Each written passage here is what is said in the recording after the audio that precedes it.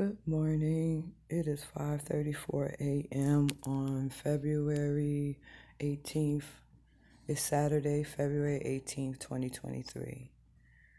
Um, I just had some tea and just sitting here like thinking about like my youth and like some of the things that I experienced while I was growing up.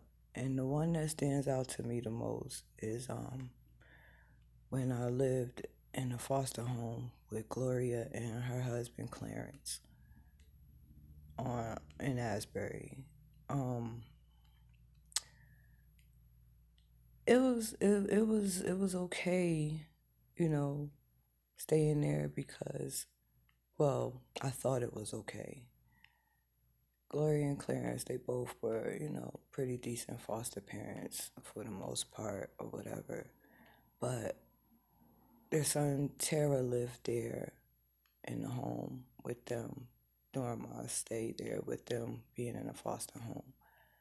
And at the time, I I was in high school, and I think I was in 10th grade because I had moved there like during the summer of me graduating in 8th grade. And no, I forget when, but I just know while I was staying at her house, I was in the 10th grade. And nobody wants to talk about it, but fuck that.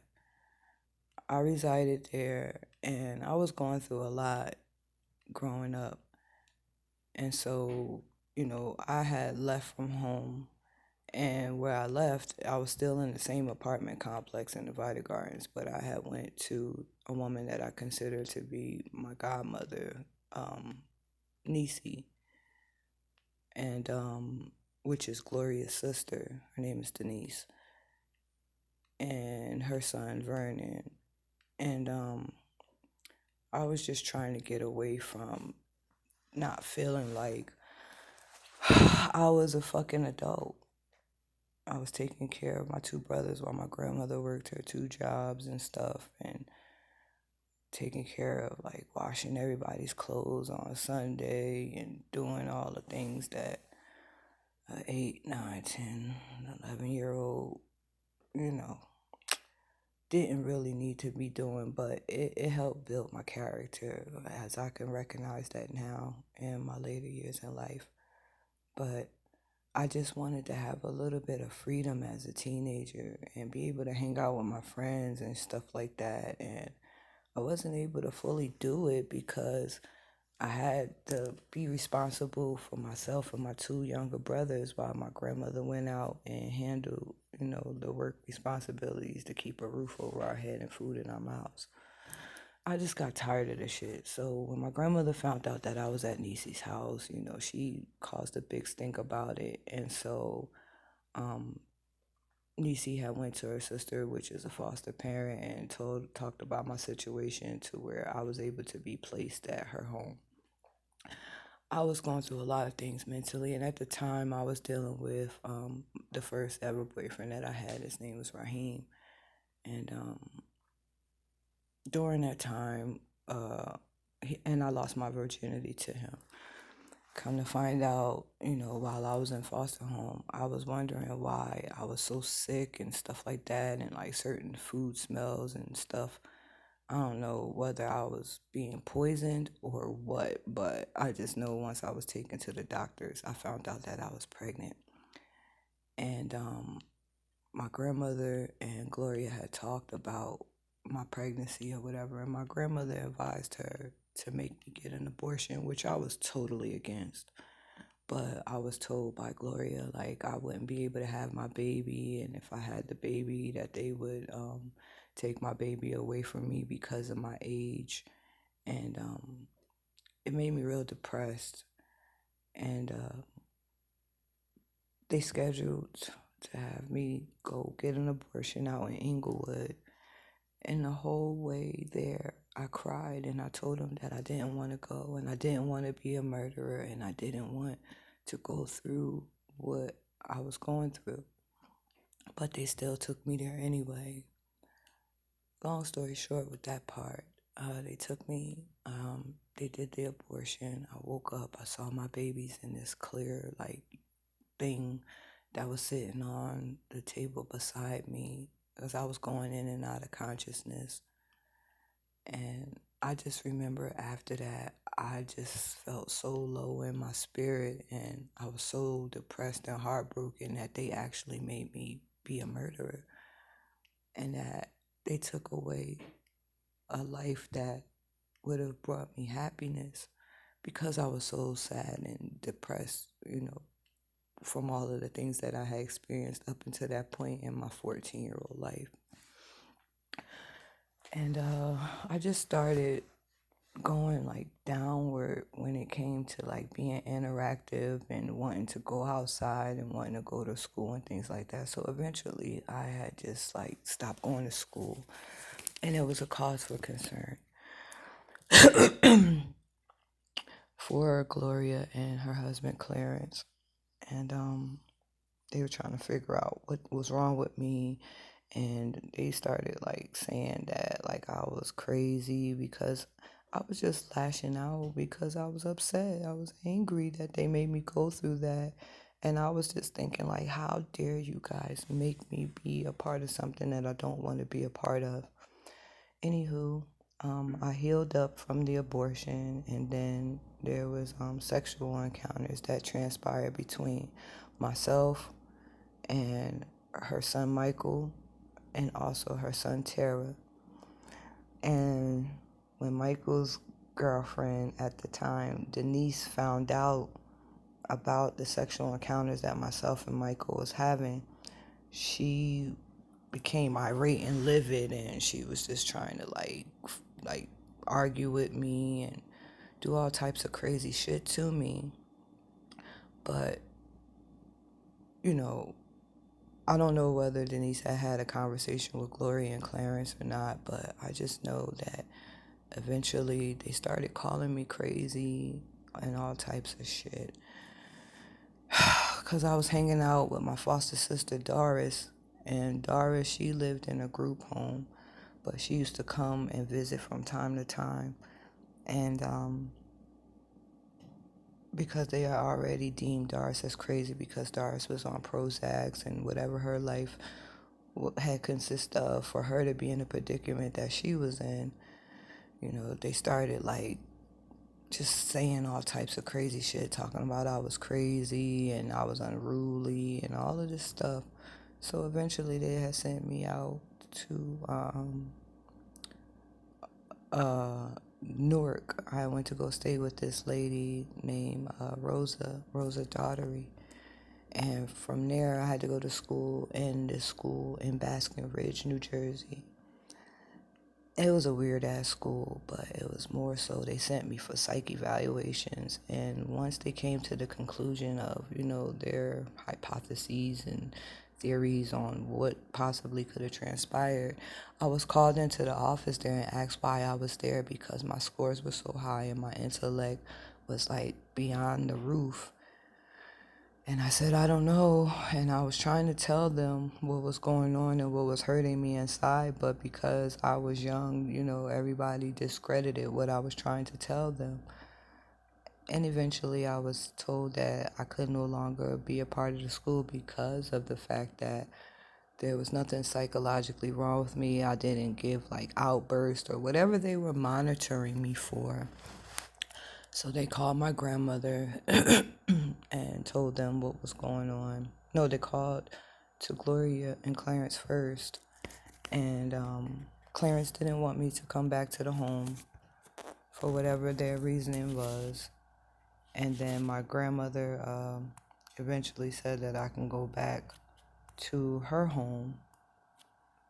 So the day when I left from the place, it took me to my grandmother's house, and as I was going in the door, I heard my grandmother on the phone talking to my Aunt Grace, and she was telling my Aunt Grace, like, well, Keisha really don't know what's going, what this thing is about, but she's going into a group home. I'm not taking this from her anymore, and blah, blah, blah, and all this other stuff.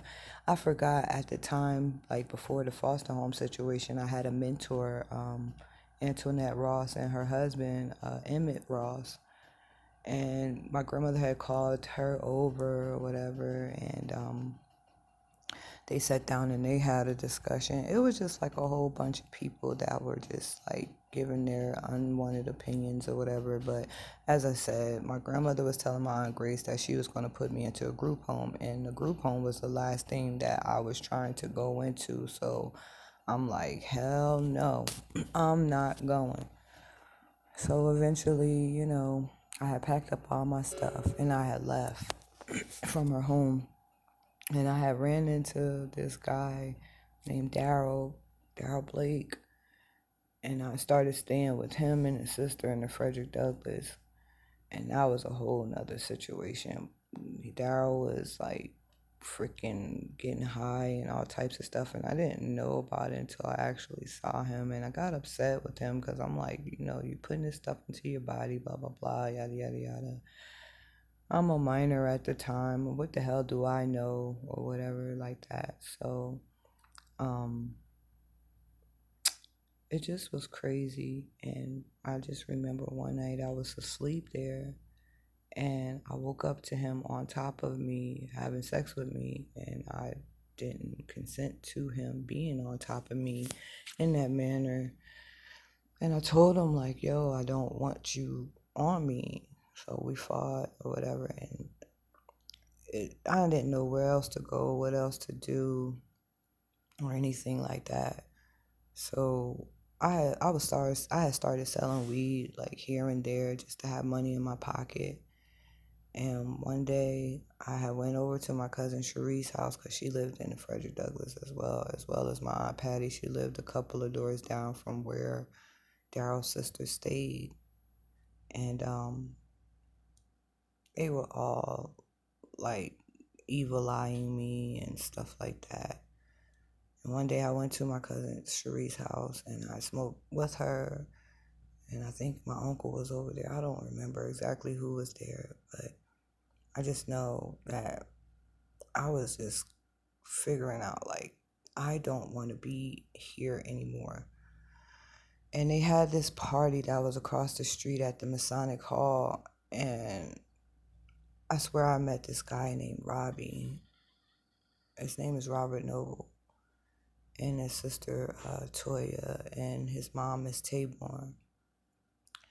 And I befriended him, and I went to go see him a couple of times because they lived in Philadelphia. I don't remember, I don't know how the heck that wound up, but I know I was supposed to go because I told him, like, listen, I don't want to be where I'm at. I'm underage. I don't have a job. I want to be able to freaking be able to support myself. So he said that he had knew some people that worked in a hotel and this and that he would be trying to get me a job. So one day I decided, like, you know what? I sold my last bag of bud and I had a couple of dollars in my pocket. So I just went and jumped on a train. Didn't know what the heck the outcome was going to be, but I just knew that I was out of there. And during my ride on the train, I had ran into the guy, John. And he said that, he was going to school to become a DJ and this and that, whatever. He was going to the studios and stuff, making music, and that he was on his way to a party. There was a party going on. So my plan got detoured from heading to Philadelphia, and I got off with John and Trenton.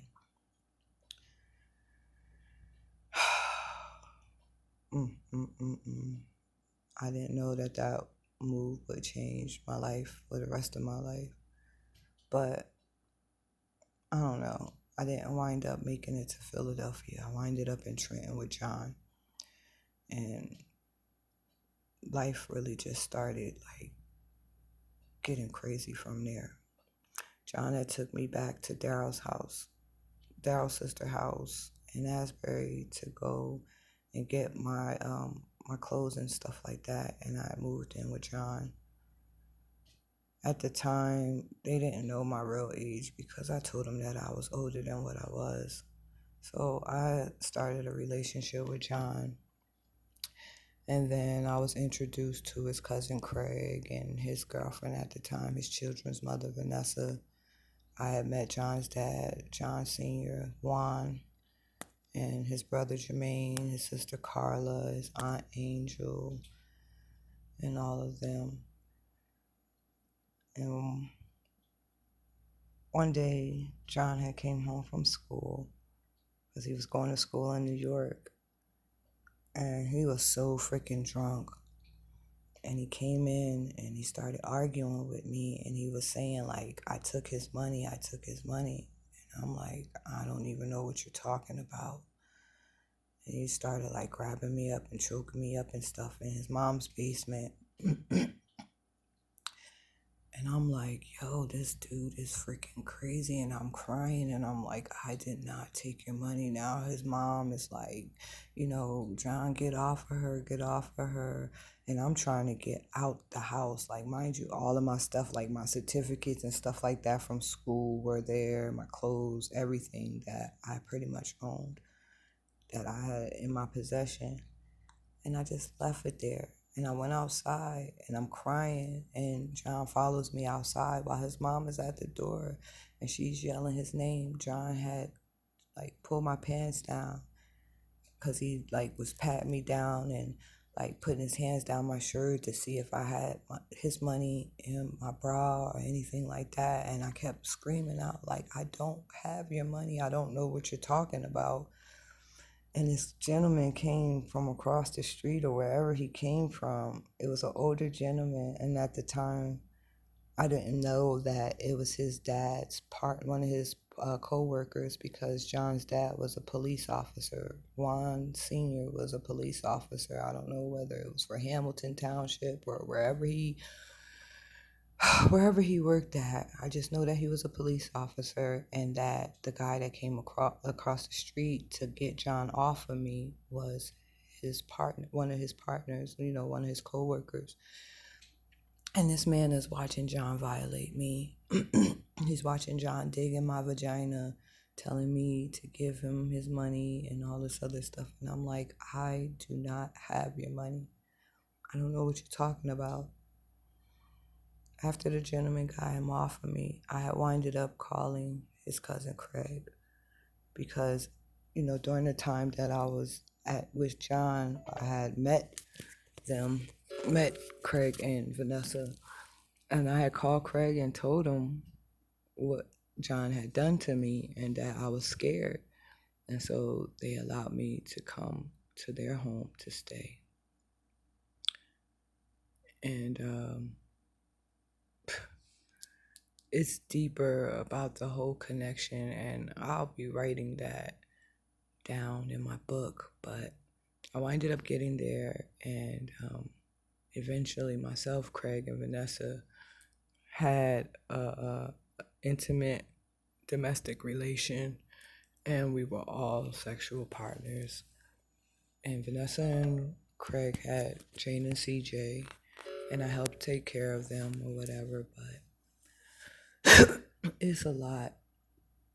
But I just wanted to put this in video because these are memories that are coming back more and more and more to why a lot of things that transpired from that time until the present moment are going on in my life, because by me leaving my belongings there and them seeing the dates on like my high school diploma and the days of like my valedictorian and all of the certificates that I had there in their basement at Angel's house, they seen that a rocket scientist could put together that those dates, the years, would make me way younger than, my actual age.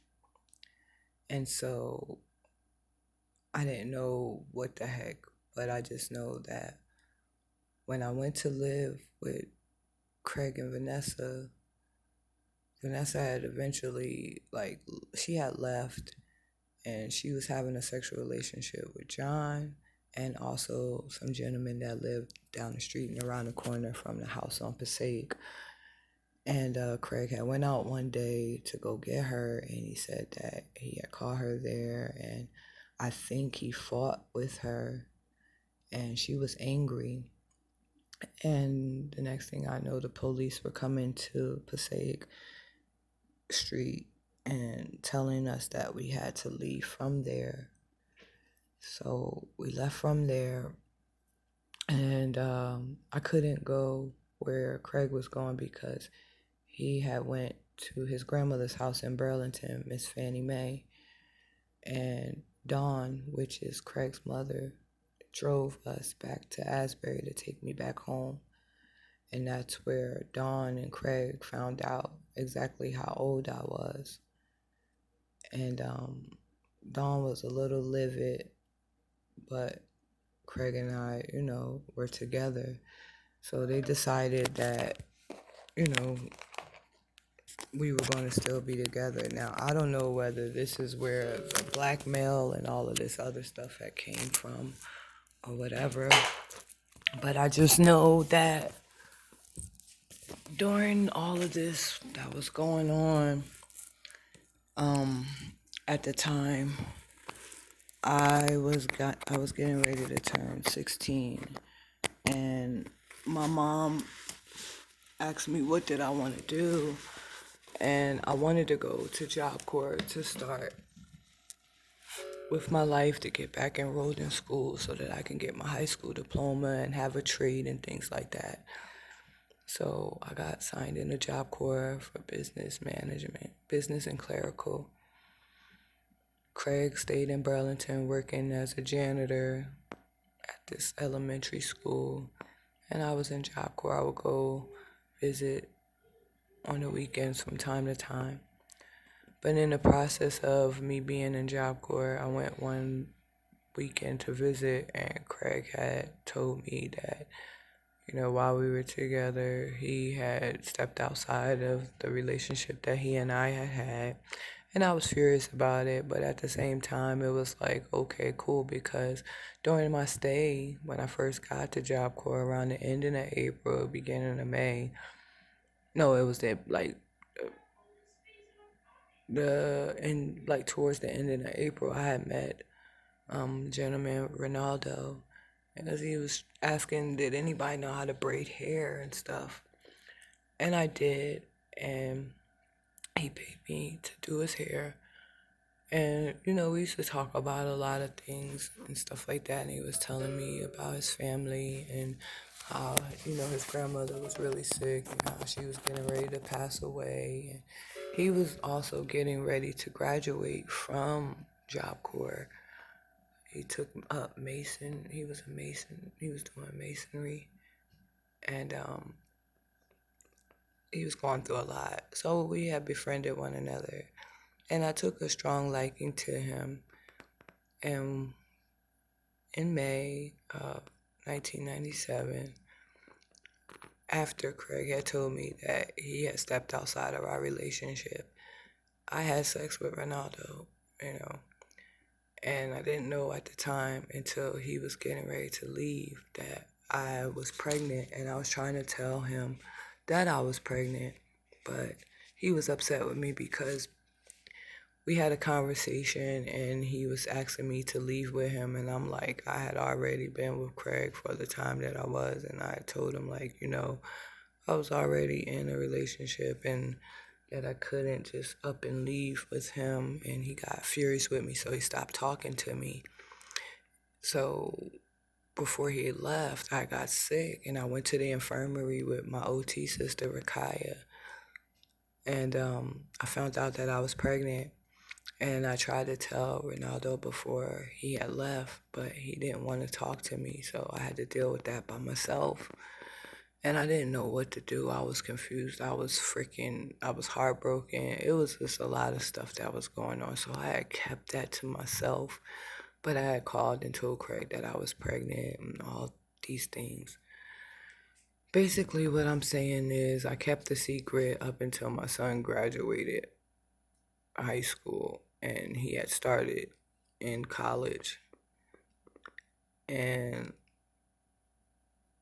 how I winded up telling my son is because after all of that time, I think it was in September of 2016 or something like that, I had got the friend request from Ronaldo. No, he had accepted my friend request that I had put out back when I had freaking first initially found out about Facebook. And that was back in freaking 2011, no, 2012 or something like that. But all of those years I had sent out a friend request, and then he had finally answered it in 2016. And I made him aware of who I was, and I explained the situation to him.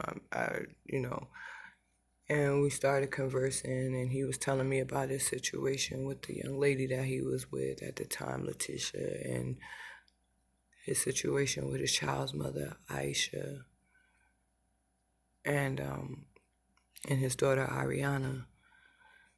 And I'm like, damn, I didn't want to be like a problem and try to come into whatever situation he had going on, but my main thing was getting a DNA test done. I had held feelings for this gentleman for all of the years, and I looked for him and I searched for him in the yellow pages and everything, trying to find him to let him know about Marquise's existence. But at the same time, I just wanted to be able to confront Craig with the situation with Ronaldo at the same time so that everything could be put out on the table. But I had told my son, because I thought he deserved to know what was going on, and it broke his heart. He winded up not being able to focus in college, so he had left college. I had to write to the college to let them know that if Marquise was like not present, that he was, coming back to Jersey, because at the time Marquise was in Colorado and I was still in Jersey, trying to get this together so that Marquise, Ronaldo, Craig, and myself could all get together and hash this out as far as the DNA test goes. And at that time, when this conversation was taking place, I had got a settlement from being in an accident in Philadelphia. So I was willing to pay for everything, the DNA test and everything. And Ronaldo winded up not being able to show up because of the young lady that he was with. I don't know what type of threats or whatever was made towards him, but I just know that it just went all the way left when it came to that situation. And eventually TT had reached out to me and she started asking me questions, and I was being honest with this young lady, and then she just started like being disrespectful with me and calling me like one night stand and all of this stuff. I don't know what Ronaldo explained the situation to her to be, but I really don't care about that. My main concern was being able to tell the truth to all the parties that was involved, take my responsibility and deal with it, and whatever consequence that came with it. But I just wanted to be able to speak my truth. And instead of TT allowing me to be able to have that moment to tell Craig, myself with Ronaldo, she took it upon herself to reach out to him. And she did it while my son was still with him. And I know that Craig has an anger problem, and he's very abusive with his words and with his physicality, based off of me seeing how he had treated his children while he and I were together. So my thing was, I was scared for the life of my child. And that was what I said to her, while we were emailing back and forth. But she didn't care about that. So she contacted him herself to reveal my personal truth. And Craig never said anything to me about it, what she had said to him, but my son was calling me and telling me the things that he was experiencing while he was there, and how Craig was being petty. And every time like he would be on the phone with someone, he would always question him, like, who you're on the phone with. He had a problem with me speaking to my son. He had a problem with anything that I was trying to accomplish with my child. And I don't know what the heck was going on behind the scenes all the way, but I do know, because they have police ties and things like that in the judicial system, and access to certain people and higher places, a lot of corrupt things were transpiring. And it had started way previous to my son even graduating high school, because when they found out how old that I was, they were putting things into place. Because as I'm trying to get myself together in New Jersey to come to be able to, handle the situation properly and be able to gain stability, it was so hard for me to find jobs and stuff like that, which I know that, Juan and all of them had a hand in slowing up a lot of my progress, for me not to be able to move forward, for me not to be able to speak my truth, for me not able to have stability or anything like that. And my mom and my family and all of them worked together to make it happen. And they kept close eye on me, all types of stuff. But in the process, before all of this stuff happened, my grandfather had passed away.